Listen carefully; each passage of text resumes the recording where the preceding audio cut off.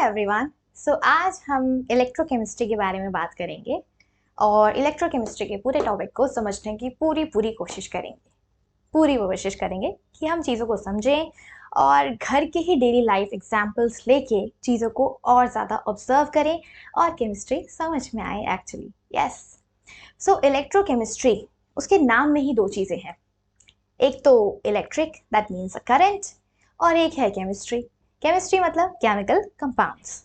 Yes, इसका मतलब इस पूरी इलेक्ट्रोकेमिस्ट्री के अंदर अगर मैं इलेक्ट्रो और केमिस्ट्री को डिवाइड करूं तो मैं पक्का इलेक्ट्रिसिटी की भी बात करूंगी। या तो मैं इलेक्ट्रिसिटी निकालूंगी उसमें से या मैं यूज करूंगी। एग्जैक्टली ना, या तो मुझे यूटिलाइज करनी पड़ेगी, उसे इलेक्ट्रिसिटी देनी पड़ेगी, या मैं उससे इलेक्ट्रिसिटी निकाल भी सकती हूँ। दूसरा है केमिस्ट्री। केमिस्ट्री क्या है भाई?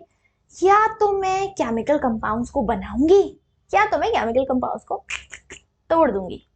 एग्जैक्टली। यहाँ पे हम कन्वर्जन करते हैं। पूरी इलेक्ट्रोकेमिस्ट्री के अंदर हम कन्वर्जन करते हैं किसका? इलेक्ट्रिकल एनर्जी का केमिकल एनर्जी में और केमिकल एनर्जी का इलेक्ट्रिकल एनर्जी में कन्वर्जन करते हैं। ठीक है, यहाँ पे इलेक्ट्रिकल एनर्जी से केमिकल एनर्जी बनती है, केमिकल से इलेक्ट्रिकल बनती है। सेल्स भी तो डिवाइड होंगे ना, कि अगर हम मुझे बात करनी है, किसी बैटरी की बात करनी है, कोई चीज़ कैसे काम करती है, मोबाइल फ़ोन कैसे काम कर सकता है, लैपटॉप कैसे काम करता है, ये सब चीज़ें आपकी इलेक्ट्रोकेमिस्ट्री के अंदर ही घूमती जा रही हैं। तो चलो समझे। हमारे पास दो तरह की सेल होती हैं। आपको यहाँ पे क्लियरली दिख रहा होगा कौन सी सेल्स हैं वो? इलेक्ट्रिकल और इलेक्ट्रोलिटिक और इलेक्ट्रोकेमिकल। ठीक है, हमारे पास दो तरह की सेल्स होती हैं, इलेक्ट्रोलिटिक और इलेक्ट्रोकेमिकल। चलो पहले थोड़ा इसको समझते हैं और फिर हम प्रेजेंटेशन पे आगे बढ़ते हैं। आइए थोड़ा समझते हैं इसे। इलेक्ट्रोकेमिस्ट्री से हमें क्या मिलता है? इलेक्ट्रोलिटिक और इलेक्ट्रोकेमिकल सेल। मैंने यहाँ पे लिखा इलेक्ट्रोकेमिकल सेल। ध्यान से समझना, बहुत इजी कॉन्सेप्ट है। Electrochemical cell and electrolytic cell. अब मैंने बोला यार, हम केमिकल एनर्जी से इलेक्ट्रिकल एनर्जी बनाएंगे और इलेक्ट्रिकल एनर्जी से केमिकल एनर्जी बनाएंगे। ओके, किस केस में इलेक्ट्रिकल से केमिकल बन रहा है या केमिकल से इलेक्ट्रिकल बन रहा है? ऐसे तो देख के बड़ी कंफ्यूजन हो रही है ना। इलेक्ट्रोलिटिक क्या होता है, केमिकल क्या होता है? तो मैं आपको एक ट्रिक बताती हूँ, बहुत आसान सी है। देखो, कभी भी कुछ नया वर्ड पढ़ते हो ना तो उसको ब्रेक किया करो, उसको तोड़ा करो और ऑब्जर्व किया करो कि उससे क्या बन सकता है, उसका मतलब क्या हो सकता है, what is the meaning of that particular word, या कि आप उससे क्या फाइंड आउट कर सकते हो। Yes, there are so many things you can find out from the word. Let's see how. यहाँ पे है मेरे पास इलेक्ट्रोलिटिक। लिटिक का मतलब क्या होता है? इलेक्ट्रो को साइड करो, electro plus lytic. Yes, lytic का मतलब होता है यार टूटना, मतलब ब्रेकिंग। कोई चीज टूट रही है, बाबा रे बाबा, टूट रही है। और इलेक्ट्रो मतलब I am gonna use electricity, of course. Yes, electricity. Electricity थोड़ा सुंदर सुंदर लिखते हैं यार। देखो, इलेक्ट्रिसिटी। अब मैंने ली इलेक्ट्रिसिटी और ब्रेकिंग, तो समझ में आता है ब्रेक कौन होगा? इलेक्ट्रिसिटी तो होगी नहीं, ब्रेक कौन होगा? Chemical compound. कौन टूटेगा? Chemical compound. किसकी वजह से टूटेगा? इलेक्ट्रिसिटी की वजह से टूटेगा। तो basically what are you doing? आप केमिकल कंपाउंड्स को आयंस में कन्वर्ट कर रहे हो। आप इलेक्ट्रिकल एनर्जी से केमिकल एनर्जी निकाल रहे हो। You are basically converting electrical energy to chemical energy in electrolytic cell. Lytic मतलब टूटना, टूटेगा कौन? Chemical compound. और इलेक्ट्रो मतलब इलेक्ट्रिसिटी। यस, तो मैं क्या कर रही हूँ? इलेक्ट्रिसिटी को यूज कर रही हूँ और केमिकल कंपाउंड्स को तोड़ रही हूँ। यहां से मुझे पता चला कि electrolytic cell is nothing but it's converting electrical energy into chemical energy. है कि नहीं? ये इलेक्ट्रिकल एनर्जी को केमिकल एनर्जी में कन्वर्ट कर रहा है। इसका मतलब इलेक्ट्रोकेमिकल सेल उल्टा कर रही होगी, इलेक्ट्रोकेमिकल। सो केमिकल से इलेक्ट्रिसिटी बना रहे हैं हम। केमिकल से इलेक्ट्रिसिटी कैसे बनती है यार, थोड़ा सा सोचो। केमिकल से इलेक्ट्रिसिटी कैसे बन सकती है, केमिकल से, सोचो सोचो सोचो सोचो। बहुत आसान सा कॉन्सेप्ट है। अब मैं सिंपल सा केस लेती हूँ। अब मुझे केमिकल से इलेक्ट्रिसिटी बनानी है, तो पता है क्या हुआ, साइंटिस्ट ने ना एक एक्सपेरिमेंट किया। इलेक्ट्रोकेमिस्ट्री जैसी चीज दुनिया में आई तो कैसे आई, पता तो होना ही चाहिए हमें। सो कैसे आई, आओ चलो देखते हैं। तो यहाँ पे मैं क्या ले रही हूँ, एक बीकर। मैंने लिया एक प्यारा सा बीकर, ठीक है। और इस बीकर के अंदर मैंने डाल दिया जिंक का रॉड। जिंक रॉड, रॉड ले लेते हैं, रॉड ले लेते हैं, और ये मैंने डाल दिया रॉड, ठीक है, जिंक का रॉड। और मैंने सॉल्यूशन लिया, जो इलेक्ट्रोलिटिक सॉल्यूशन था वो मैंने लिया कॉपर सल्फेट का। बेटा एक बात बताओ, मैं पहले नॉर्मल एक्सपेरिमेंट कर लेते हैं, फिर हम चीज़ों को क्लियर करेंगे, एक एक चीज़ को समझाऊंगी बहुत अच्छे से, डोंट वरी। यहाँ पे मैंने लिया है जिंक का रॉड, ठीक है। अब पता है, जब मैंने जिंक के रॉड को कॉपर सल्फेट में डाला तो थोड़ी देर बाद मुझे क्या दिखा, इसी पर्टिकुलर बीकर के अंदर ये जो जिंक रॉड थी ना, ये थोड़ी थोड़ी इसका मास डिक्रीज हो गया यार। इसका मास जो था वो डिक्रीज हो गया। So first observation, what I deduced, basically what I observed from that particular part is the weight of zinc rod is reduced. Zinc का वेट जो था वो रिड्यूस हो गया। सेकेंड पॉइंट मैंने क्या देखा इसके अंदर, कि नॉर्मल जो कॉपर सल्फेट होता है, अगर आपने देखा हो तो वो ब्लू कलर का होता है। देखा है कभी कॉपर सल्फेट, बड़े सुंदर से क्रिस्टल होते हैं ब्लू कलर के। सो कॉपर सल्फेट बेसिकली होता है ब्लू कलर का। अब मुझे ना कुछ ग्रीन कलर का प्रेसिपिटेट दिखाई दे रहा था, पूरे ग्रीन में से एक, पूरे blue blue blue blue blue blue पानी में से एक ग्रीन कलर का प्रेसिपिटेट। सो मैंने देखा green precipitate, okay. Third point, what I noticed basically that जो ब्लू कलर था वो डिसअपियर हो रहा था, ओके। देन मैंने ये देखा, blue colour disappeared, starts disappearing, or I can say starts disappearing, okay. So blue color जो था वो disappear हो रहा था। बड़ी दिक्कत हो रही थी यार कि क्या हो रहा है, समझ ही नहीं आ रहा था हमें। और ऊपर से टेम्परेचर बढ़ रहा था, मतलब गर्म हो रहा था। ये बीकर जो है ना वो बहुत गर्म हो गया था, ये हॉट हो गया था, काफी गर्म हो गया था। अब ऐसा हुआ क्यों, पहला रीजन हमें समझ में आया, जो ऑब्जर्व किया हमने, कि ब्लू कलर जो था वो डिसअपियर हो रहा था। ब्लू कलर डिसअपियर होने का क्या मतलब है, कॉपर सल्फेट खत्म हो रहा था। ठीक है ठीक है, चलो हम थोड़ा प्रिडिक्ट करते हैं कि हमने क्या क्या देखा, तो उससे हमें क्या क्या मिला। कॉपर सल्फेट को बेटा अगर तोड़ोगे तो तुम्हें क्या मिलेगा, कॉपर का +2 आयन और सल्फेट का 2-, क्योंकि सल्फेट पॉलीएटॉमिक आयन है। तो इसके बदले में जो भी इसके ऊपर चार्ज होगा वही कॉपर के सर पे आएगा, ठीक है। और इस कॉपर +2 की वजह से ही ब्लू कलर होता है आपके कॉपर सल्फेट का, और ब्लू कलर जा रहा है। इसका मतलब जो कॉपर +2 है वो खत्म हो रहा है। अब खत्म हो रही है कोई चीज फिनिश्ड आउट हो रही है, that means that should be in left side. Left side में ही कोई चीज रिएक्टेंट की तरह काम करती है, प्रोडक्ट साइड राइट साइड में बनता है।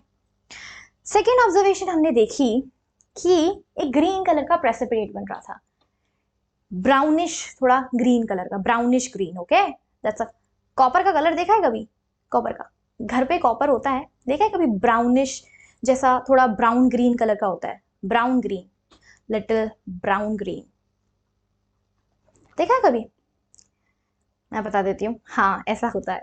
सो ये कॉपर सॉलिड फॉर्म में बन रहा था। इसका मतलब कॉपर आयनिक फॉर्म से कॉपर 0 ऑक्सीडेशन स्टेट में जा रहा है। अगर कॉपर +2 से 0 पे जा रहा है तो पक्का इसने 2 इलेक्ट्रॉन गेन किए होंगे, तभी तो ये कॉपर +2 से 0 पे जा रहा है, इसने 2 इलेक्ट्रॉन गेन किए होंगे। अच्छा बाबा, इसने 2 इलेक्ट्रॉन गेन किए, ठीक है ठीक है। अब ये जो 2 इलेक्ट्रॉन इसने गेन किए, इसको कहीं से तो मिलेंगे, हवा से तोड़ के आएंगे नहीं। तो दूसरी ऑब्जर्वेशन देखो हमने क्या लिखी थी, that weight of zinc rod is reduced. What does it mean, अगर जिंक का वेट रिड्यूस हो रहा है तो मतलब जिंक सॉलिड फॉर्म से किसी और चीज में जा रहा होगा, पक्का जा रहा है यार, जा रहा है। तो वो कहाँ जा रहा है? तो यहाँ पे जो 2 इलेक्ट्रॉन आए हैं वो कहाँ से आए? जिंक से ही तो आए। जिंक ने 2 इलेक्ट्रॉन लूज किए, जिसकी वजह से उसी इलेक्ट्रॉन को कॉपर ने गेन किया और कॉपर बन गया। Isn't it? अब सोचने वाली बात है बेटा, इस इलेक्ट्रोकेमिस्ट्री के अंदर आप रिडॉक्स रिएक्शंस को पढ़ने वाले हो। सो कितने इलेक्ट्रॉन गए या कितने इलेक्ट्रॉन आए, that should be same of course, otherwise redox reaction तो हो ही नहीं सकता, नहीं हो सकता ना। सो यहाँ पे सेम चीज हुई है। जो आपका कॉपर था, इसने 2 इलेक्ट्रॉन्स गेन किए, हमें दिख रहा है कि उसका कलर डिसअपियर हुआ। अगर उसने गेन किए तो हमें पता तो होना चाहिए कि वो इलेक्ट्रॉन आए कहाँ से। तो वो जिंक ने दिए थे अपने इलेक्ट्रॉन्स। कैसे पता चला हमें जिंक ने इलेक्ट्रॉन्स दिए थे? क्योंकि जिंक सॉलिड फॉर्म में खत्म हो रहा है। सॉलिड फॉर्म कौन सी है इसकी? Zinc, this one, see, this one, ये this one, see, zinc solid form में खत्म हो रहा है। अगर मैं इस पूरे रिएक्शन को लिखूं, so 2 electrons will be cancelled out by the 2 electrons left and the right, we can add them together, yes.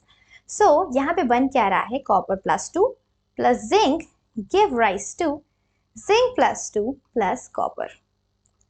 तो हमारा ये रिएक्शन बना। इससे हमें एक आइडिया लगा कि ये जो कॉपर है +2 से 0 पे जा रहा है, जिंक 0 से जिंक +2 पे जा रहा है। इसका मतलब ये एक रिडॉक्स रिएक्शन है, क्योंकि there is a simultaneous oxidation as well as reduction is going on.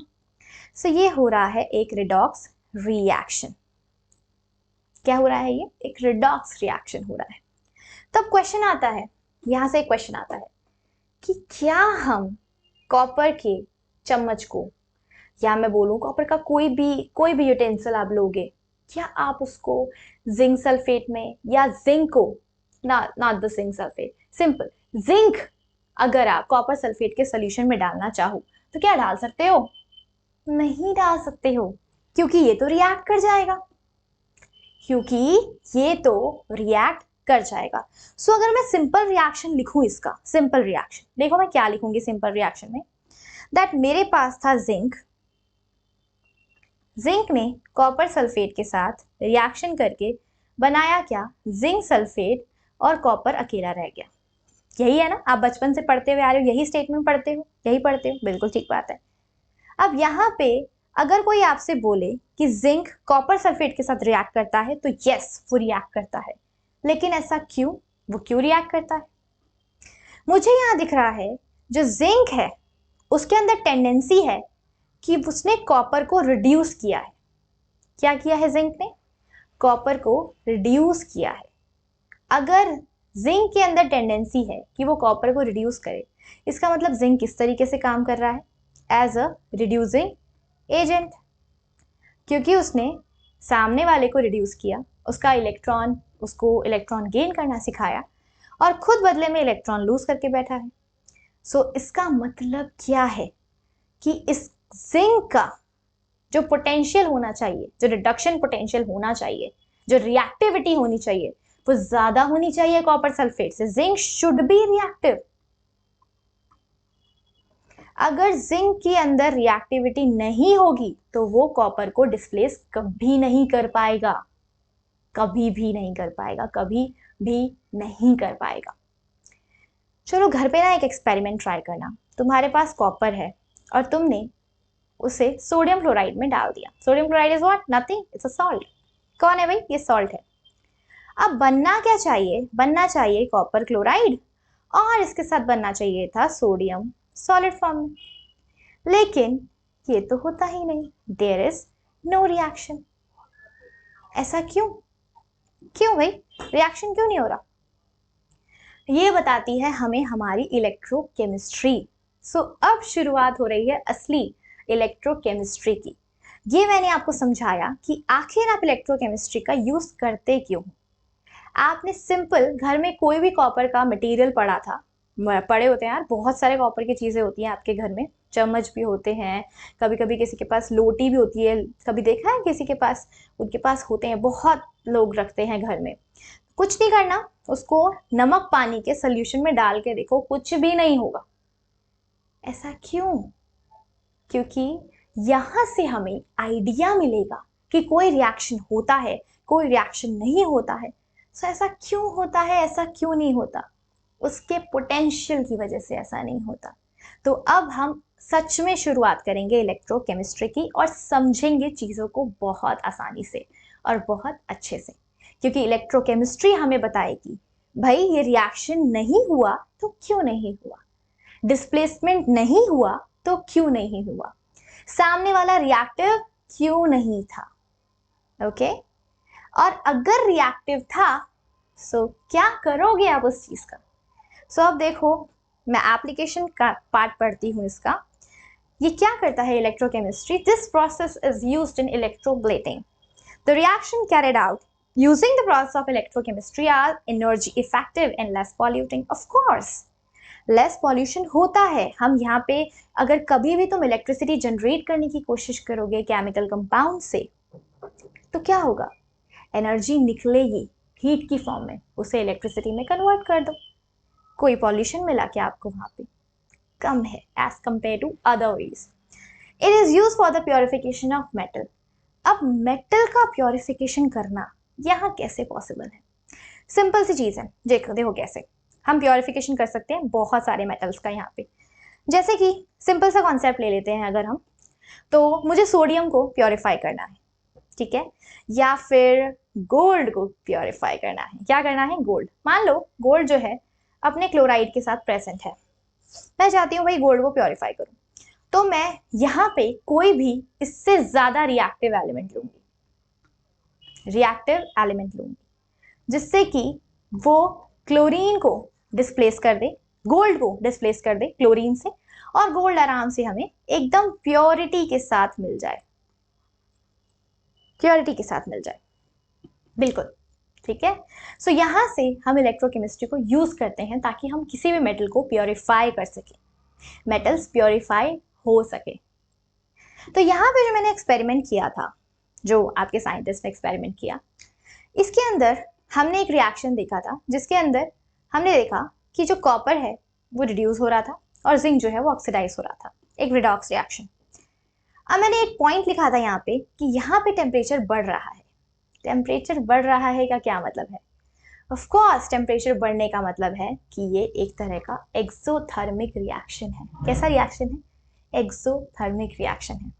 अगर हीट रिलीज हो रही है तो इसी हीट को बैटरी से कनेक्ट करो और क्या करो भाई, इसी हीट को यूज करो इलेक्ट्रिसिटी में, अपने रॉड को कनेक्ट कर दो और यूज करो उसको, है कि नहीं? सो यहाँ पे आपने जो रॉड यूज करी उसको हम पहले समझते हैं कि वो रॉड काम कैसे कर रही थी।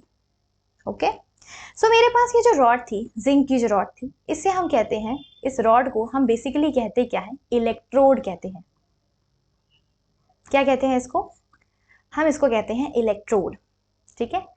इलेक्ट्रोड मतलब क्या हुआ? थोड़ा वर्ड को तोड़ो, इलेक्ट्रो को। इलेक्ट्रो मतलब या तो इलेक्ट्रिसिटी या तो इलेक्ट्रॉन्स, और इलेक्ट्रॉन्स के साथ है रॉड।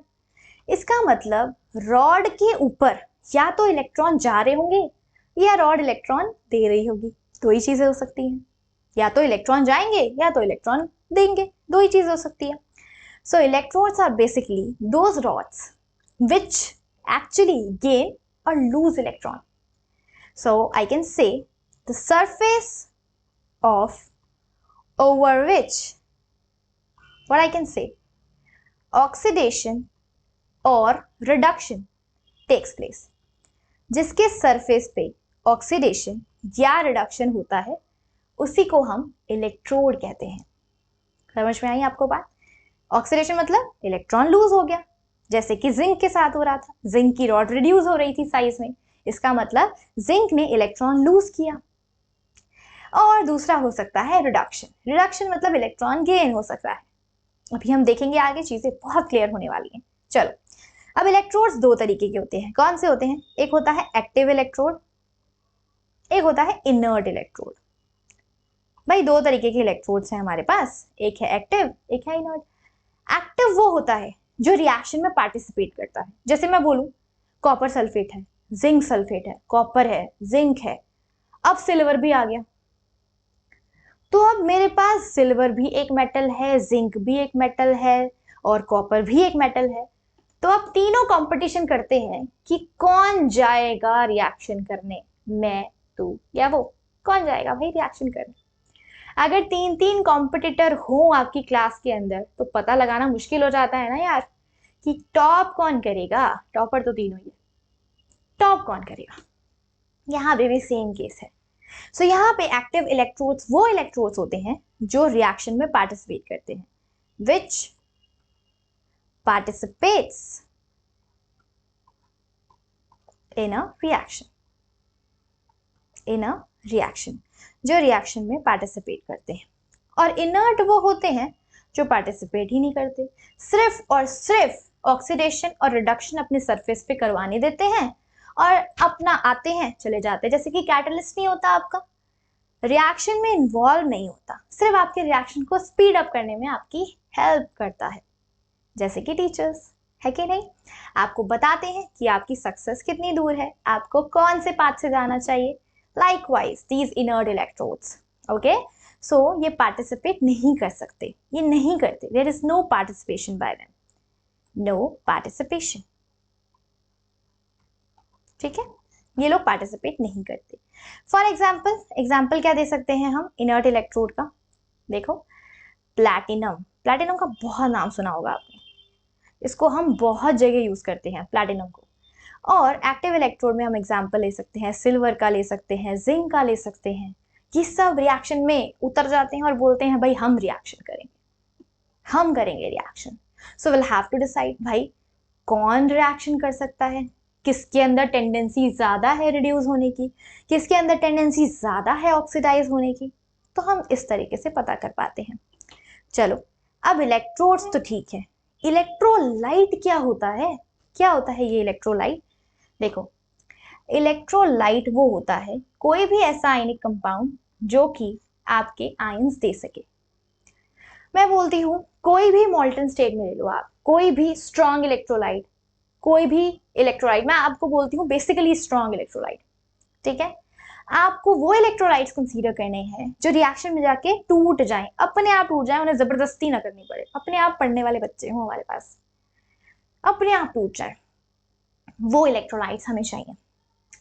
तो वो क्या करते हैं, रिएक्शन में टूट जाते हैं और आयंस बनते हैं। जब तक आयंस नहीं बनेंगे इलेक्ट्रॉन्स कहाँ से मिलेंगे, और इलेक्ट्रॉन्स नहीं मिलेंगे तो करंट कहाँ से मिलेगा, करंट नहीं मिलेगा तो इलेक्ट्रिसिटी कहाँ से मिलेगी। सो ऑल ओवर इलेक्ट्रोकेमिस्ट्री कहाँ से आएगी। सो उसके लिए मुझे चाहिए एक कमाल का इलेक्ट्रोलाइट। यस, सो इलेक्ट्रोलाइट्स दो तरीके के होते हैं, ठीक है। और मैं फिर से बोल रही हूँ इलेक्ट्रोलाइट्स या बेसिकली आयनिक कंपाउंड्स, हम आयनिक कंपाउंड्स लेते हैं because they have a tendency to dissociate into ions, क्योंकि आयंस में डिसोसिएट हो सकते हैं। हम कोई कोवलेंट कंपाउंड नहीं लेते इसके अंदर क्योंकि वो टूटेगा ही नहीं आयन में, तो मेरा फायदा ही नहीं है यार, ओके। सो यहाँ पे दो तरह के इलेक्ट्रोलाइट्स होते हैं, कुछ होते हैं स्ट्रॉन्ग, कुछ होते हैं वीक। मीडियम का तो सवाल ही नहीं उठता, मैं सिर्फ स्ट्रॉन्ग और वीक की बात कर रही हूँ। अब स्ट्रॉन्ग इलेक्ट्रोलाइट्स में स्ट्रॉन्ग एसिड्स भी हो सकते हैं, बेस भी हो सकते हैं, सॉल्ट्स भी हो सकते हैं। बताओ भाई एसिड के अंदर क्या हो सकता है, बेस के अंदर क्या हो सकता है, और सॉल्ट के अंदर क्या हो सकता है यार। वीक के अंदर भी सेम केस हो सकता है, एसिड भी हो सकते हैं, बेस भी हो सकते हैं, सॉल्ट भी हो सकते हैं। एग्जाम्पल अगर मैं लूँ तो acetic acid CH3 COOH, oxalic acid, oxalic acid ले सकते हो ना आप एग्जाम्पल में। यस, ऑक्सैलिक एसिड H2C2O4 ले सकते हैं भाई। सो यहाँ पे ये क्या है, ये वीक है। वीक कौन होते हैं, जो डिसोसिएट नहीं करते, जिन्हें हमें धक्का मारना पड़ता है, बच्चों पढ़ लो पढ़ लो पढ़ लो, पढ़ते नहीं है, जबरदस्ती उनको पूरे टाइम हमें धक्का मारना पड़ता है। We have to provide a push to them कि भाई पढ़ लो यार पढ़ लो, है ना। लेकिन स्ट्रॉन्ग के केस में ऐसा नहीं होता। स्ट्रॉन्ग कहते हैं भाई हम अपने आप डिसोसिएट कर जाएंगे, आपको टेंशन लेने की कोई जरूरत नहीं है। सो यहाँ पे आपके एसिड में स्ट्रॉन्ग एसिड का एग्जाम्पल ले सकते हो आप HCl, HCl नहीं ले सकते हम। अब यहाँ पे ये थोड़ा कोवलेंट कैरेक्टर आ जाता है इसके अंदर, ठीक है। सॉल्ट में हम ले सकते हैं आपका NaCl, copper sulphate, zinc sulphate, there are so many. आप बेस में ले सकते हो सोडियम हाइड्रोक्साइड, ले सकते हो ना, सोडियम हाइड्रोक्साइड ले सकते हो। और आप बेसिकली बहुत सारी चीज़ें कंसीडर कर सकते हो इन सब में, है ना। सो इलेक्ट्रोलाइट्स हमें बेसिकली वो लेने हैं जो आयनिक कंपाउंड्स हो और जो डिसोसिएट हो जाए। तो हम बेसिकली स्ट्रॉन्ग सॉल्ट्स को कंसीडर करते हैं, स्ट्रॉन्ग सॉल्ट्स हो गए, स्ट्रॉन्ग बेसिस हो गए, हम उनको कंसीडर करते हैं, ठीक है। सो ये होते हैं इलेक्ट्रोलाइट्स। अब बात करते हैं इलेक्ट्रोलाइट के बाद हमें इलेक्ट्रोड समझ में आए, इलेक्ट्रोलाइट समझ में आए कि क्या होते हैं। सो अब हमें क्या समझना है, हमें समझना है इलेक्ट्रोकेमिकल सेल कैसे बनती है, कैसे बनती है हमारी इलेक्ट्रोकेमिकल सेल। चलो फिर देखते हैं कैसे बनती है भाई। यहाँ पे हमारा जो नेक्स्ट टर्म है, जैसे मैंने आपको भी बताया, इलेक्टिव इलेक्ट्रोड होता है आपके पास और इनर्ट इलेक्ट्रोड होता है जो पार्टिसिपेट नहीं करता रिएक्शन में, और एक्टिव जो पार्टिसिपेट करता है रिएक्शन में। और हमने स्ट्रॉन्ग इलेक्ट्रोलाइट्स के अंदर बात करी और वीक इलेक्ट्रोलाइट्स के अंदर बात करी, ठीक है। अब यहाँ पे हम बात कर रहे हैं इलेक्ट्रोकेमिकल सेल की। क्या दिख रहा है आपको? इलेक्ट्रोकेमिकल सेल को हम गैल्वेनिक सेल भी कहते हैं, वोल्टेक सेल भी कहते हैं और डेनियल सेल भी कहते हैं, कॉपर सल्फेट या इस टाइप से जिंक कॉपर। सो यहाँ पे हमने गैल्वेनिक सेल कंसीडर की है और इसके अंदर मुझे दिखाई दे रहा है, ये हमने एक स्ट्रक्चर लिया है जिसके अंदर हमने 2 बीकर लिए हैं बड़े बड़े, और उन दोनों बीकर के अंदर क्या डाला हुआ है? रॉड्स डाली हुई हैं, एक तरफ जिंक एक तरफ कॉपर। बीच वाली रॉड को भी भूल जाओ, सिंपल ध्यान रखो, एक साइड पे जिंक है एक साइड पे कॉपर है। अभी अभी हमने जो एक्सपेरिमेंट किया उसके अंदर हमें समझ में आया कि जो जिंक होता है वो इलेक्ट्रॉन लूज करता है और जो कॉपर होता है वो इलेक्ट्रॉन गेन करता है। कैसे समझ में आया? क्योंकि जिंक की रिएक्टिविटी बहुत ज्यादा है, zinc as a reducing agent काम करता है, उसका रिड्यूसिंग कैरेक्टर बहुत ज्यादा है, तो वो सामने वाले को रिड्यूस कर सकता है, उसके अंदर टेंडेंसी। चलो थोड़ा समझते हैं इसको अपनी टर्म्स में। लिखा हुआ तो बहुत चीजें होती हैं यार, थोड़ा समझते हैं, अच्छे से समझते हैं। आओ, यहाँ पे मैंने ले ली है, बीकर ले लिया मैंने 2, ठीक है। ये लिया मैंने एक बीकर यहाँ पे, यस, चलो एक बीकर मैंने ले लिया यहाँ पे और एक बीकर मैंने ले लिया यहाँ पे, और इन दोनों के अंदर डाल दी है मैंने रॉड्स।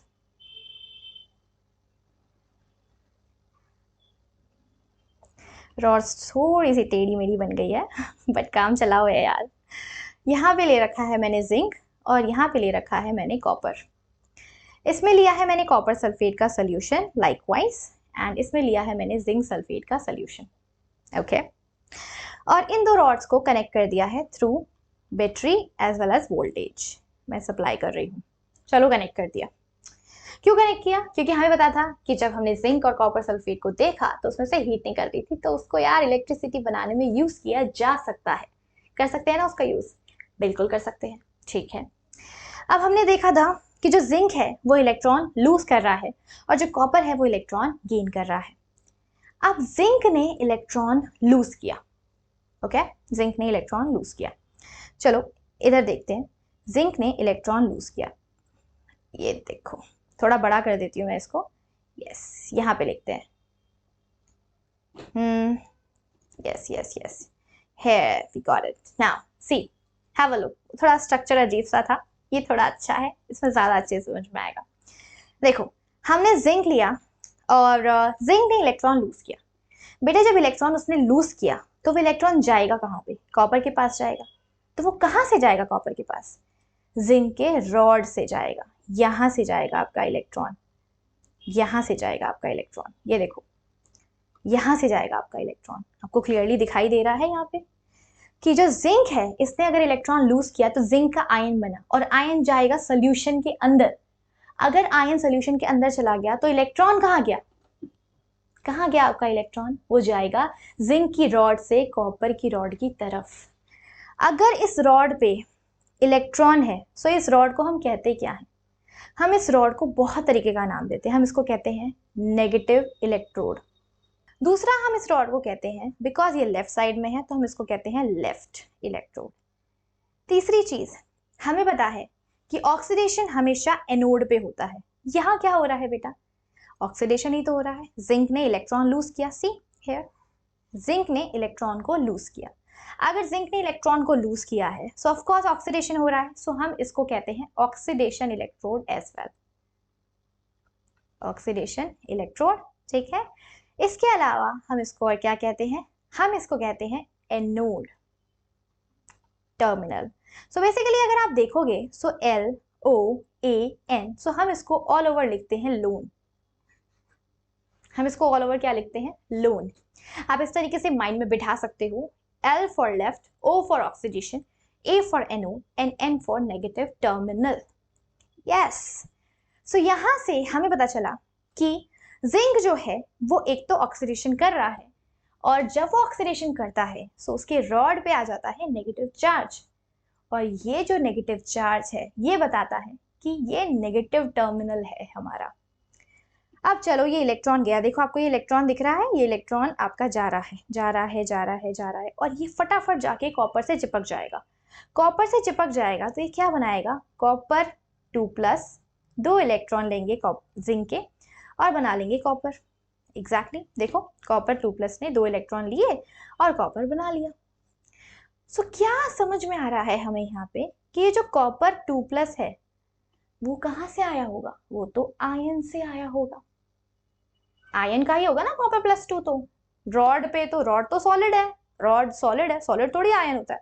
सो ये जो आयन है ना, इसी ने 2 इलेक्ट्रॉन्स गेन किए थे और इसी ने कॉपर बनाया। अगर इसने कॉपर बनाया तो क्या हो रहा है, बेसिकली लेफ्ट साइड से जिंक की रॉड छोटी छोटी छोटी छोटी होती जा रही है और कॉपर की रॉड बढ़ती बढ़ती बढ़ती बढ़ती जा रही है। होगा ना, ऐसा ही तो होगा, क्योंकि कॉपर तो बनता जा रहा है और कॉपर जैसे जैसे बनता जाएगा, इलेक्ट्रॉन जैसे जैसे उस पर एब्जॉर्ब होता जाएगा, जैसे जैसे वैसे वैसे कॉपर बनता जाएगा, वेट बढ़ता जाएगा कॉपर का और जिंक का रिड्यूस होता जाएगा। यही होगा, अच्छा भाई यही होगा। अब यहाँ पे अगर ये काम हो रहा है तो एक टाइम ऐसा नहीं आएगा कि कॉपर बहुत बन गया और जिंक तो पूरा ही खत्म हो चुका है, ऐसा नहीं होगा। देखो बहुत प्रॉब्लम आएगी। एक प्रॉब्लम मुझे दिख रही है यहाँ पे कि ये जो जिंक है, ये जो जिंक है ये आयनिक फॉर्म में बनता जा रहा है। अगर ये जिंक आयनिक फॉर्म में बनता जा रहा है तो थोड़े टाइम बाद आप देखोगे जिंक +2 के आयंस बढ़ गए हैं, बहुत बढ़ गए हैं, बहुत बढ़ गए हैं। अब क्या करें यार, जिंक के आयंस तो बहुत बढ़ते जा रहे हैं और इधर इस साइड पे सल्फेट के आयंस बढ़ते जा रहे होंगे। देखो यहाँ पे सल्फेट के आयंस बढ़ते जाएंगे, बढ़ते नहीं जाएंगे क्योंकि कॉपर तो खत्म हो रहा है। कॉपर की रॉड बढ़ रही है, जिंक का रॉड कम हो रहा है, कॉपर आयंस खत्म हो रहे हैं, सल्फेट आयंस बढ़ रहे हैं। क्या करें फिर हम, इसीलिए हमें कुछ तो चाहिए ताकि एक तो रिएक्शन चलता रहे, क्योंकि मुझे तो भाई इलेक्ट्रिसिटी चाहिए ही चाहिए, मुझे तो चाहिए, और मैं चाहती हूँ लेस पॉल्यूशन क्रिएट हो, बहुत इफेक्टिव हो। So I want that stuff, okay.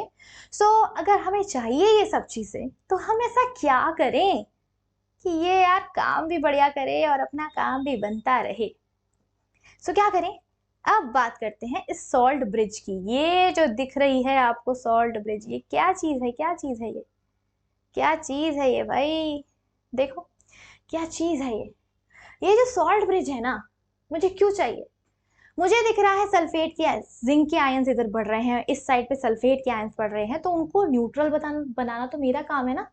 मैं तो चाहती हूँ सेल तो चलती ही रहे, इसीलिए हमें सॉल्ट ब्रिज चाहिए होती है।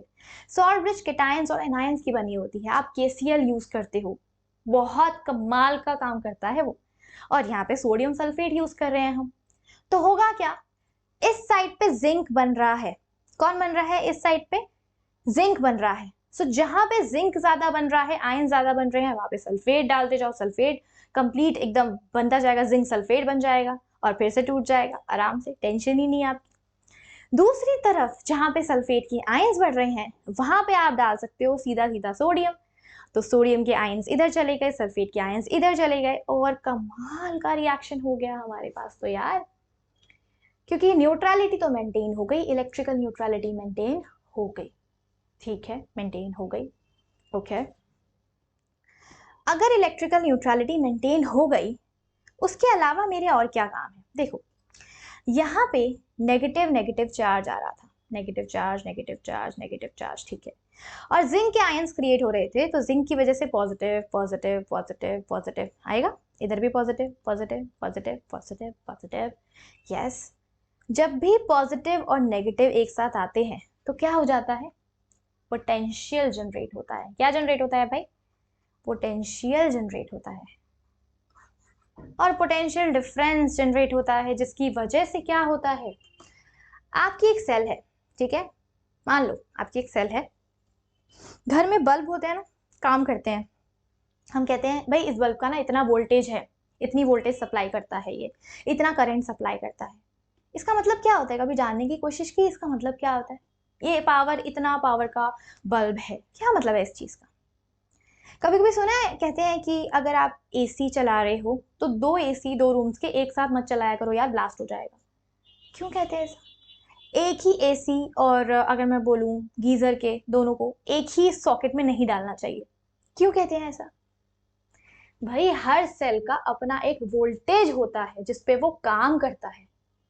अगर उससे ज्यादा वोल्टेज आपने बढ़ाने की कोशिश की, जबरदस्ती सेपरेशन किया चार्जेस का, तो फ्यूज उड़ जाएगा और खत्म खेल। फ्यूज उड़ गया तो जलेगी बत्ती? फुर्स नहीं जलेगी। यही तो खेल है, यही तो समझना है हमें। सो यहाँ पे अगर मान लेते हैं मेरे सेल का पोटेंशियल 1.1 वोल्ट था, ठीक है, अब यहाँ पे भी पोटेंशियल क्रिएट हो रहा है, इस सेल के अंदर भी अपना एक पोटेंशियल जनरेट हो रहा है। सो मुझे इस पोटेंशियल को भी तो मिनिमाइज करना पड़ेगा। मैं भी ये भी तो चाहती हूँ कि ये पोटेंशियल कम रहे। अगर ये बढ़ गया तो मेरी तो सेल ही रिवर्स हो जाएगी, मेरा तो काम ही नहीं बनेगा। पता लगा इलेक्ट्रिसिटी जो बन रही थी वो भी चली गई। होगा ना यही काम? सही बात है ना? अब पोटेंशियल जितना था उसके नीचे नीचे तक काम हो रहा है, तो भाई अपना काम चल रहा है, उससे ज्यादा आपके रिएक्शन में पोटेंशियल जनरेट हो गया तो सेल उल्टा ही काम करने लग जाएगी। बताओ, उल्टा ही नहीं काम करने लग जाएगी? वही बात है। तो यहाँ पे जो ये पॉजिटिव और नेगेटिव क्रिएट हो रहा है, ये पोटेंशियल डिफरेंस जनरेट करवा रहे हैं और पोटेंशियल से करंट निकलने लग जा रहा है। बहुत दिक्कत हो रही है हमें तो यार, बहुत दिक्कत हो रही है। ये पोटेंशियल हमें प्रॉब्लम क्रिएट करेगा, so we have to minimise that potential. और मिनिमाइज करने का एक ही चांस है, न्यूट्रल बनाओ इसको। कैसे? सॉल्ट ब्रिज से न्यूट्रल बनाओ। क्या आपको मेरी बात समझ में आ रही है? सो पोटेंशियल को कम करना है आपको, उसके लिए यूज करो यार सॉल्ट ब्रिज को। सो सॉल्ट ब्रिज काम किसके करती है? एक तो हमारी इलेक्ट्रिकल न्यूट्रलिटी को मेंटेन करती है, न्यूट्रल रहता है हमारा पूरा एकदम सेल, मजेदार एकदम, ताकि हमारा काम बनता रहे, काम एकदम चलता रहे जब तक हम चाहते हैं चलता रहे। उसके साथ साथ ये काम इस तरीके से भी करती है कि आपकी पोटेंशियल जो अंदर से क्रिएट हो रहा है सेल का, उसको भी मिनिमाइज करके रखता है। आई रियली होप आपको ये क्लियर हुआ हो। चलो अब ये देखते हैं, समझते हैं आगे। सो यहाँ पे ये सब काम हो रहा था। सो ओवरऑल रिएक्शन क्या बना आपका? यहाँ पे दिख रहा होगा आपको, जिंक और कॉपर के साथ आपको मिल गया जिंक का आयन विद कॉपर। सो यहाँ पे salt bridge is an inverted YouTube like structure. You can see that एक यूट्यूब टाइप का स्ट्रक्चर है। इस ट्यूब को हम फिल करते हैं विद एन इनर्ट इलेक्ट्रोलाइट। हम KCl डालते हैं, KNO3 डालते हैं, कोई भी इनर्ट इलेक्ट्रोलाइट डालते हैं जो कि पता है क्या काम करे। जैसे अगर रिएक्शन में जा रहा है, वो मान लो पोटेशियम जा रहा है सल्फेट के साथ कंबाइन कर रहा है या फिर जिंक क्लोराइड के साथ कंबाइन कर रहा है, सो वो फटाफट जब भी मेरे सेल को चाहिए कि जिंक अनअवेलेबल हो रहा है, तो जिंक क्लोराइड अपने आप टूट जाएगा और जिंक को देने लग जाएगा। ऐसा क्यों होता है बेटा? ऐसा इसलिए होता है क्योंकि कभी भी कोई चीज बढ़ती है तो अगर सामने से उसका ऑपोजिट बैठा है, तो ली चैटलियस प्रिंसिपल के अकॉर्डिंग हमेशा हमेशा हर एक एलिमेंट, हर एक कंपाउंड, हर एक आयन अपने आप को स्टेबल बनाने में लगा पड़ा रहता है। So all of them wants to be in a equilibrium. So इस तरीके से काम होता है। यहाँ पे इलेक्ट्रोलाइट को हम फिल करते हैं विद अगर अगर सोल्यूशन। इसको हम क्यों फिल करते हैं? ताकि आपके जो सॉल्वेंट, आपके जो फ्लूइड्स हैं जो दोनों तरफ हैं, वो आपस में मिक्स ना हो जाए। हम मिक्सिंग भी तो नहीं चाहते ना, इसीलिए हम उसको अगर अगर से जेलीफाई भी कर देते हैं। ओके, उसकी मोबिलिटी भी थोड़ी कम हो जाएगी। अब व्हाट इज द सिग्निफिकेंस? तो हम इसे यूज क्यों करते हैं? To maintain the electrical neutrality, yes, to connect the solution of the two half cells. Of course इधर के जो सॉल्यूशंस हैं और इधर के सॉल्यूशन है, दोनों में एक कनेक्शन बैठ जाता है, yes.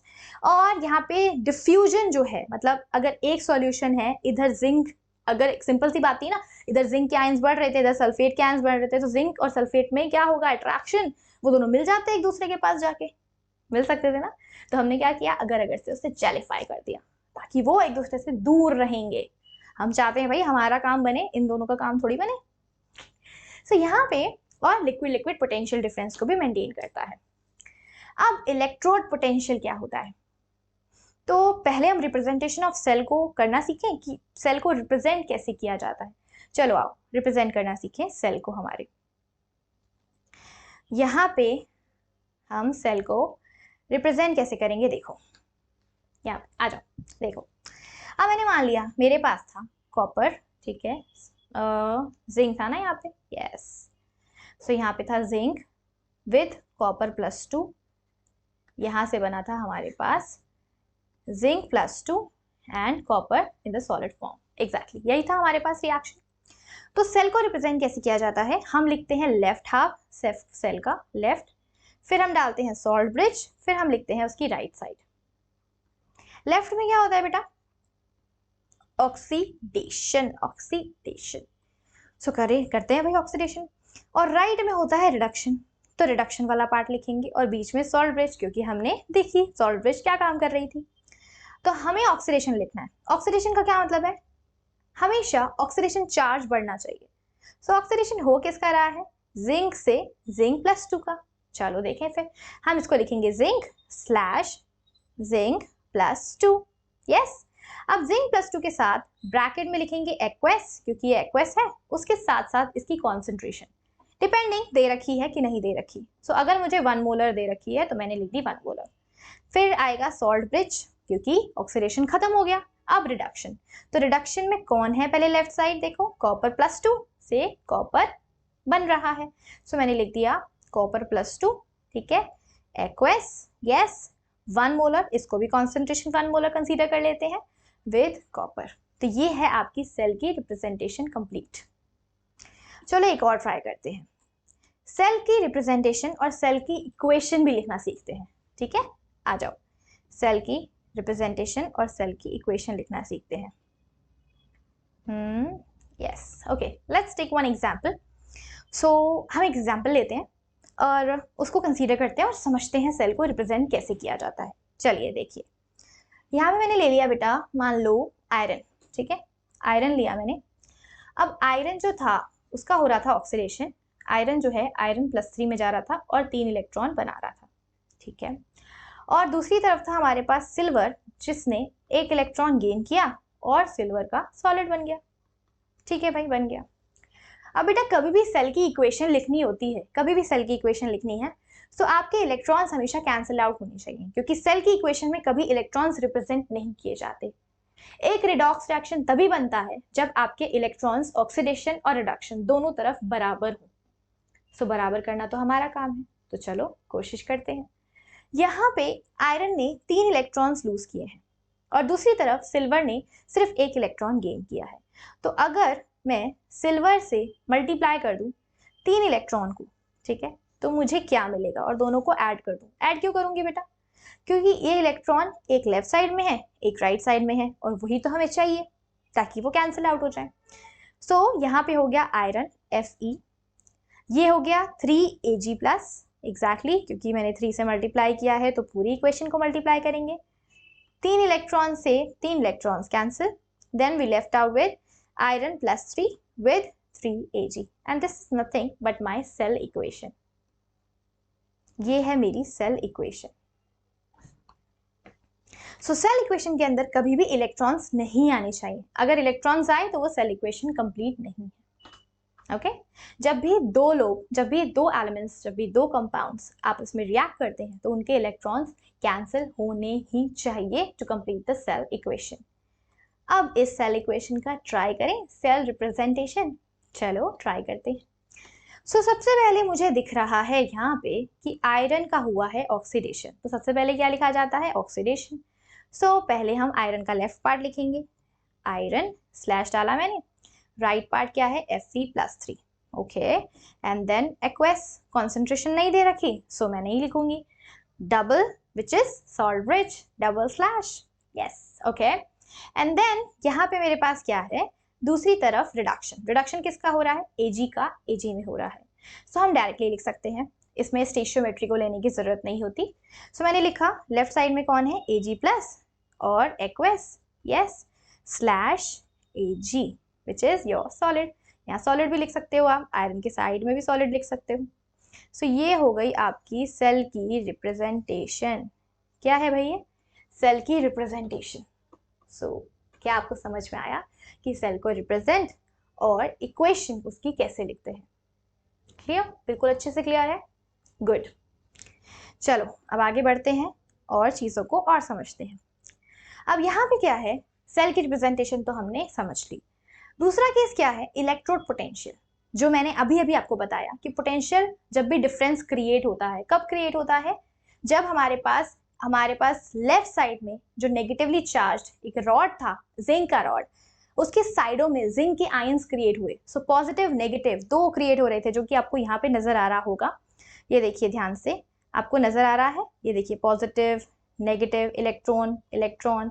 So what is that, देखो आपका जो इलेक्ट्रोड है वो नेगेटिवली चार्ज है, दैट मीन्स पक्का ये ऑक्सीडेशन हो रहा है, पक्का। सो यहाँ पे क्या जनरेट हुआ है, the separation of charges at the equilibrium state results in potential difference between the metal and solution of its ion. Of course, जब भी सेपरेशन ऑफ चार्जेस होते हैं इक्विलिब्रियम स्टेट पे, सो वहां पे पोटेंशियल डिफरेंस क्रिएट होता है। ओके, सो पोटेंशियल डिफरेंस जो क्रिएट हुआ, इसकी वजह से क्या था, हमने सॉल्ट ब्रिज यूज की थी, if you remember, of course, ठीक है। सो यहाँ पे जो पोटेंशियल डिफरेंस क्रिएट हुआ, तो इसे हम क्या कहेंगे, हम इसे कहेंगे बेटा ऑक्सीडेशन पोटेंशियल। क्यों कहेंगे ऑक्सीडेशन पोटेंशियल, क्योंकि यहाँ पे आपके जिंक का और बेसिकली मेटल का इलेक्ट्रॉन जो है वो रॉड पर है और आयंस बन रहे हैं। सो कोई भी सॉलिड आयंस में कन्वर्ट हो रहा है, इसका मतलब क्या है, उसका चार्ज बढ़ रहा है, और चार्ज का बढ़ना nothing but the oxidation. So there you can call it as a oxidation potential. अब यहाँ पे स्टैंडर्ड इलेक्ट्रोड पोटेंशियल की बात कर रहा है। चलो देखें स्टैंडर्ड इलेक्ट्रोड पोटेंशियल क्या होता है। बहुत आसान सी चीज है, देखो अगर कोई बोले इलेक्ट्रोड पोटेंशियल, तो यह बात आपको समझ में आ गई कि भाई ऑक्सीडेशन तब जब इलेक्ट्रॉन लूज हो रहे हैं, और जब गेन हो रहे हैं इलेक्ट्रॉन्स तो रिडक्शन, सिंपल। तो यहाँ पे ऑक्सीडेशन पोटेंशियल और रिडक्शन पोटेंशियल दो चीजें हैं आपके पास। अब ये कह रहा है electrode potential complete cell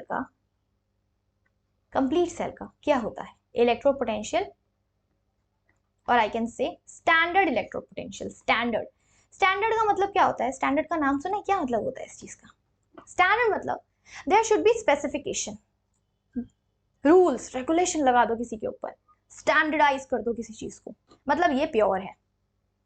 so standard condition का मतलब है अगर मैं अपने टेम्परेचर को फिक्स कर दूं 298 केल्विन या फिर रूम टेम्परेचर 25 डिग्री सेल्सियस, ठीक है, अगर मैं अपनी कॉन्सेंट्रेशन को 1 मोलर कर दूं, फिक्स कर दूं 1 मोलर, और अगर मैं अपने प्रेशर को 1 atm फिक्स कर दूं, अगर मैं टेम्परेचर, कॉन्सेंट्रेशन, प्रेशर हर चीज को फिक्स करके रखूंगी, तो होगा क्या, यहाँ पे एक पोटेंशियल डिफरेंस जो क्रिएट होगा आपके सेल के बीच में, आपके रॉड के बीच में और आपके सॉल्यूशन के बीच में, जो आपका पोटेंशियल डिफरेंस क्रिएट होगा, वो पोटेंशियल डिफरेंस कहलाएगा E नॉट ऑफ पोटेंशियल, और I can say standard electrode potential. इसे हम कहेंगे स्टैंडर्ड इलेक्ट्रोड पोटेंशियल। तो फाइंड आउट कैसे करते हैं किसी भी सेल का स्टैंडर्ड इलेक्ट्रोड पोटेंशियल, बहुत आसान सी चीज है। अगर मुझे E not cell find out करना है, standard electrode potential, so simple सी चीज है, अगर मुझे इस साइड का ऑक्सीडेशन पोटेंशियल दे रखा है ना, कभी मुझे पूरे सेल की बात करनी है, सो हम क्या करते हैं, इस बीकर के और इस बीकर के पोटेंशियल डिफरेंस को ऐड ऑन कर दो, एग्जैक्टली ना, ऐड ऑन कर दो। तो हमने क्या किया, हमने इधर का पोटेंशियल लिया ऑक्सीडेशन और राइट साइड का रिडक्शन पोटेंशियल लिया और दोनों को ऐड कर दिया, ठीक है। हमने लिया E not of oxidation potential, क्योंकि वो हमारे लेफ्ट साइड पे जनरेट हुआ था पोटेंशियल, और हमने E नॉट ले लिया रिडक्शन पोटेंशियल का। E नॉट क्यों बोल रही हूं मैं, क्योंकि मैंने स्टैंडर्डाइज कर दिया है, मैंने कॉन्सेंट्रेशन 1 रखी है, टेम्परेचर फिक्स रखा है और प्रेशर को भी फिक्स रखा है, so that is your reduction potential, yes. अब इन दोनों को ऐड करोगे तो आपको मिलेगा आपका E not cell in volts, ठीक है, मिल गया। लेकिन आपकी बुक में ना एक पर्टिकुलर आपको पूरी टेबल दे रखी है, हर जगह वही यूज होती है, हर जगह का ऑक्सीडेशन रिडक्शन दोनों लेने से अच्छा है, कंफ्यूजन करने से अच्छा है क्लियर करो उस चीज को। तो वो क्लियर कैसे कर सकते हैं? अगर हम दोनों तरफ सेम चीज ले लें, या तो दोनों का ऑक्सीडेशन ले लें या दोनों का रिडक्शन पोटेंशियल ले लें, या तो दोनों का ऑक्सीडेशन ले लें या दोनों का रिडक्शन ले लें। हमें दिया क्या जाता है? Reduction potential. मैं क्या लूंगी? दोनों तरफ रिडक्शन पोटेंशियल रखूंगी। रख के देखते हैं। अगर बेटा एक का आप ऑक्सीडेशन पोटेंशियल ले रहे हो, तो अगर ऑक्सीडेशन को रिडक्शन में कन्वर्ट करोगे, सिंपल सी चीज है, मैं आपको लॉजिकल बताती हूँ, लिख कर बताती हूँ। जैसे मैंने ऑक्सीडेशन पोटेंशियल लिया, तो मैंने कहा जिंक ने इलेक्ट्रॉन लूज किया, ठीक है। ये आया उसका ऑक्सीडेशन पोटेंशियल। मान लेते हैं इसका ऑक्सीडेशन पोटेंशियल आया समथिंग एक्स, ओके, एक्स आया, ठीक है। अब इसी को उल्टा कर दो, तभी मैं उसके रिडक्शन की बात करूंगी। रिडक्शन पोटेंशियल क्या हो जाएगा? इसी का ऑपोजिट। अगर आप इसी का ऑपोजिट कर दोगे, तो ये क्या किया आपने? बेसिकली क्या किया आपने? कभी भी किसी रिएक्शन को रिवर्स कर देते हो, उल्टा कर देते हो, तो हो क्या जाता है? जो आपका सामने जो वैल्यूज होती हैं वो पॉजिटिव से नेगेटिव हो जाती हैं। यहाँ पे मेरे पास पॉजिटिव एक्स था, तो अगर मेरा रिएक्शन रिवर्स हो गया तो यहाँ पे आ जाएगा माइनस एक्स। ऑक्सीडेशन का उल्टा क्या होता है? रिडक्शन। तो मैं भी वही करूंगी, ठीक है। तो हम क्या लिख सकते हैं? ई नॉट ऑफ सेल को क्या लिख सकते हैं? हम लिख सकते हैं E not minus E not reduction potential, reduction of left, है ना, plus E not of right, और रिडक्शन, इसका भी रिडक्शन ही लेंगे हम, रिडक्शन पोटेंशियल, है कि नहीं। और हम इसको क्या लिख सकते हैं? ये राइट साइड है तो हम इसको लिख सकते हैं E not of right, positive side को लेफ्ट साइड ले लो, minus E not of left, ये लिख सकते हैं। और हम इसको क्या लिख सकते हैं? हम लिख सकते हैं इसको E not of cathode minus E not of anode, लिख सकते हैं, बिल्कुल लिख सकते हैं। बेसिकली मैंने यहाँ पे सबका रिडक्शन पोटेंशियल लिया है। क्या लिया है मैंने यहाँ पे? मैंने सबका रिडक्शन पोटेंशियल लिया है, सबका, जितने भी चीजें हैं सबको स्टैंडर्डाइज करके सबका रिडक्शन पोटेंशियल लिया है, ताकि चीजें क्लियर हो जाएं और इजी हो जाएं, समझ में आ जाए। ओके, तो यहाँ पे अगर मुझे बोला जाए कि भाई रिएक्शन का रिडक्शन पोटेंशियल निकालो, चलो फिर मैं आपको एक सेल रिप्रेजेंटेशन देती हूँ और उसके साथ ई नॉट सेल भी देती हूँ, लेफ्ट का भी और राइट का भी। ट्राई करते हैं, खुद से ट्राई करना, वीडियो को पॉज करके। यहाँ पे मैं भी ट्राई करती हूँ, ठीक है, आपको समझ में आएगा, बहुत इजी कॉन्सेप्ट है। यहाँ पे हमने लिया पहले हम सेल ले लेते हैं, हमने लिया रिएक्शन, तो रिएक्शन क्या ले लें? जिंक का ही लेते हैं, ठीक है। जिंक था कॉपर +2 और यहाँ से बन गया कॉपर और जिंक +2 का आयन बन गया, ठीक है, चलो बन गया।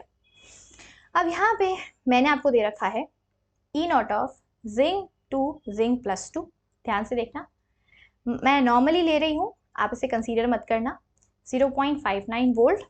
और हमने ले लिया दूसरी तरफ कॉपर +2 से कॉपर का 0.17 वोल्ट, नॉर्मली ले रही हूँ, ओके, यस, ओके, डन। यहाँ पे सबसे पहले फाइंड आउट क्या करना है? ई नॉट सेल में दोनों का रिडक्शन पोटेंशियल होना चाहिए, तो दोनों का रिडक्शन होना चाहिए। तो देखिए दोनों का रिडक्शन हो भी रहा है कि नहीं हो रहा। अगर मैं जिंक की बात करूं तो जिंक 0 से +2 में जा रहा है, तो ये तो रिडक्शन नहीं दे रखा। क्या दे रखा है?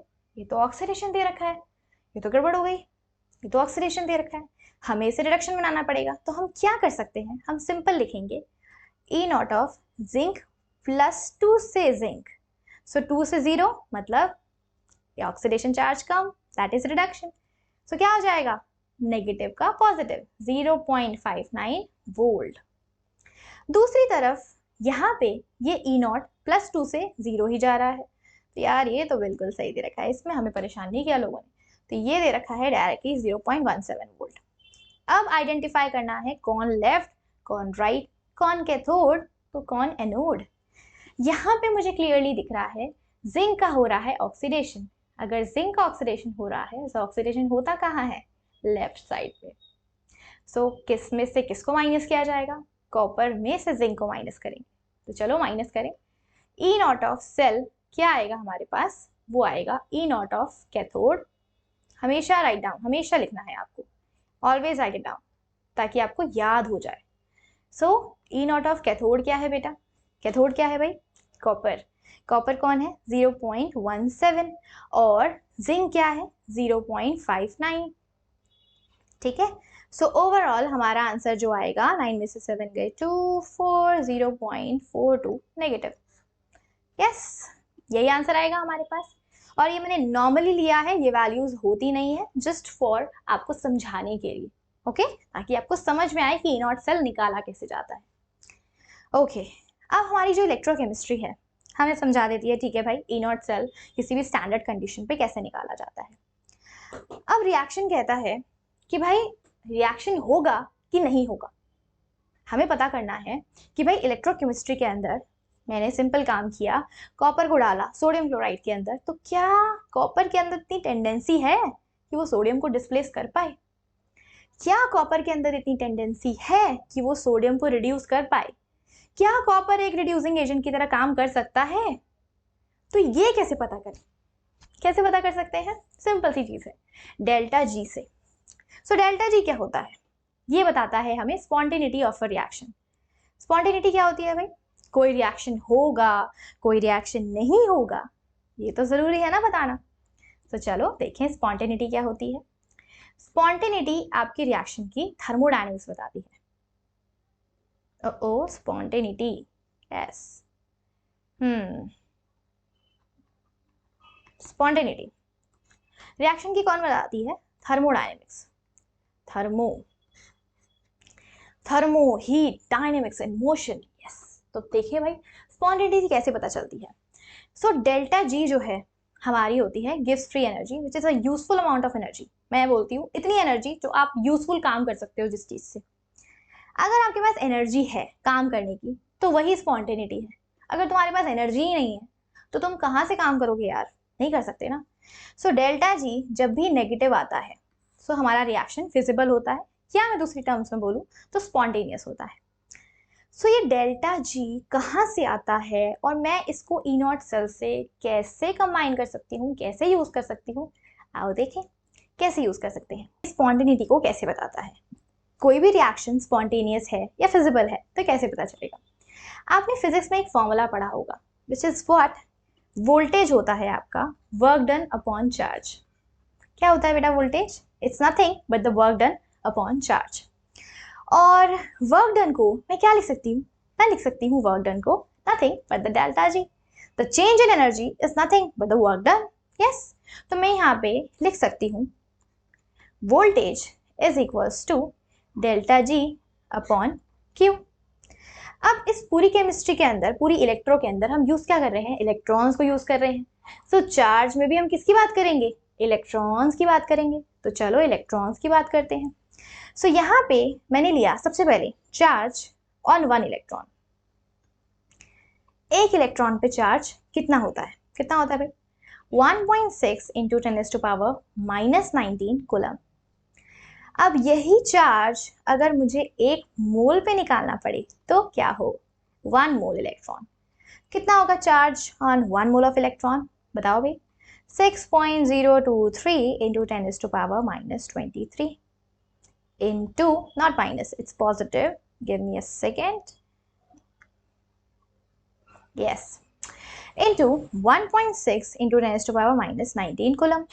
एक पे इतना तो 10 पे कितना है ना? तो एक मोल पे कितना? 6.023। इतने इलेक्ट्रॉन्स तो उन पे कितना चार्ज होगा? कितना होगा भाई? 96500 कूलम। इतना हम अप्रोक्सीमेट मानते हैं, अदरवाइज 96489 समथिंग कुछ आता है, but we can take that value. So इसे हम कहते क्या है? इसे हम कहते हैं 1 Faraday. So 1 Faraday is nothing but the charge on 1 mole of electron. एक मोल इलेक्ट्रॉन के ऊपर कितना चार्ज होता है वो दिखाते हैं हम यहाँ पे। सो अब चलो इस इक्वेशन को थोड़ा सा इजी करें, सिंप्लीफाई करें और चलो पता करें कि डेल्टा जी और ई नॉट सेल में क्या रिएक्शन है, क्या चीज है जो इन दोनों को मैच करती है, जो दोनों चीजों को रिलेटिविटी दिखानी है हमें बेसिकली इसके अंदर। सो हमारे पास था voltage is equals to delta G upon 96500। So हम इसको क्या लिख सकते हैं? हम लिख सकते हैं डेल्टा जी, ठीक है, और वोल्टेज को ई नॉट सेल लिख सकते हैं, बिल्कुल लिख सकते हैं यार, और डेल्टा जी को डेल्टा जी नॉट। क्यों भाई? क्योंकि मैं स्टैंडर्ड कंडीशन पे बात कर रही हूँ, इक्विलिब्रियम पे बात कर रही हूँ। सो मैंने लिया इसको ई नॉट सेल और मल्टीप्लाई फेराडे, 96500 को 1 फेराडे लिख सकते हैं। और क्या लिख सकते हैं हम? और हम लिख सकते हैं माइनस, बिकॉज माइनस आएगा तभी तो रिएक्शन स्पॉन्टेनियस आएगा, नहीं तो आएगा ही नहीं। So minus N F E not cell, यहाँ से हमारा आता है फॉर्मूला। अब एन क्यों लगाया भाई मैंने? एन इसलिए लगाया मैंने क्योंकि हम 1 मोल इलेक्ट्रॉन की बात कर रहे थे। अब मेरे पास रिएक्शन में कितने मोल्स इलेक्ट्रॉन हो, जैसे कि मैं जिंक के अंदर 2 इलेक्ट्रॉन्स की बात कर रही थी, 2 इलेक्ट्रॉन ट्रांसफर हो रहे हैं। सो वहां पे एन की वैल्यू चेंज हो जाएगी, 1 से 2 हो जाएगी। Okay, so that's the fact.